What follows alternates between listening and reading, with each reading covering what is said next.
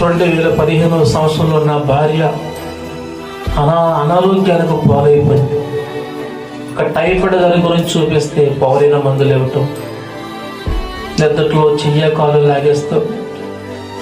రాజమండ్రి హాస్పిటల్కి తీసుకెళ్తే అన్ని టెస్టులు చేసిన తర్వాత బాగానే ఉంది. రూమ్ ఇచ్చారు, అన్నం తినిపిస్తున్నాను. తర్వాత పిడిస్ కింద వచ్చేసింది. వెంటనే డాక్టర్లు చూసి ఐసీయూలో పెట్టారు. ఐసీయూలో పెట్టగానే నరాలు దొరకకపోతే నా కళ్ళ ముందే నా భార్యకి నోట్లో, ముక్కులో, కాళ్ళల్లో కొట్టాలి పెట్టి నా కళ్ళ ముందే నా భార్య కోమలోకి వెళ్ళిపోయింది. కోమలోకి వెళ్ళిపోయిన నా భార్య దాంట్లో వాళ్ళు ఇష్టం వచ్చినట్లుగా ఎక్కడ పడితే అక్కడ సూదులకు వచ్చేస్తున్నారు. నరాలు దొరకపోతే అక్కడ కోతలు ఏదేదో చేస్తున్నారు. వంటాలలో కూడా సూపు లేదు, నోటు మాట లేదు, కంటి సూపు లేదు.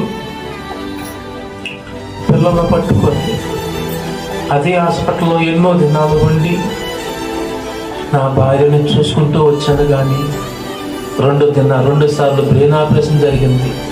ఈ అమ్మాయి బ్రతకదు, చనిపోతున్నారు. ఆయన బ్రతకదన్నదాన్ని నా భార్య దేవుడు బ్రతికించి దేవుడు నాకు అప్పగించాడు. నా భార్య చిన్న పిల్ల కింద చూసుకున్నాను. అయినా 2016లో 15లో సీరియస్ అయింది. 2016 సంవత్సరం, 17 సంవత్సరం, 18 సంవత్సరం దాకా బాగా ఉంది. 2018 సంవత్సరం జూన్ నెల 20వ తారీఖు మధ్యాహ్నం నా భార్యకి నేనే అన్నం తినిపిస్తుంటుండగా మంచం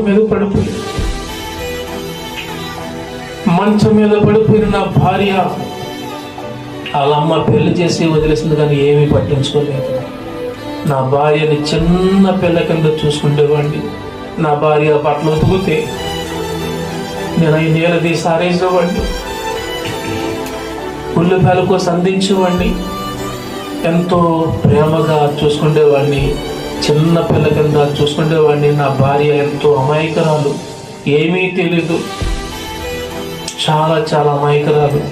అలాంటి భార్య 2018 సంవత్సరం జూన్ నెల 20వ తారీఖున మధ్యాహ్నం మంచం మీద పడిపోతే ఎక్కడ ఆపరేషన్ చేయించానో అదే హాస్పిటల్కి తీసుకెళ్తే ఇంకా లాభం లేదండి. మీ ఆవిడ బ్రతకుదని చెప్పారు. అక్కడ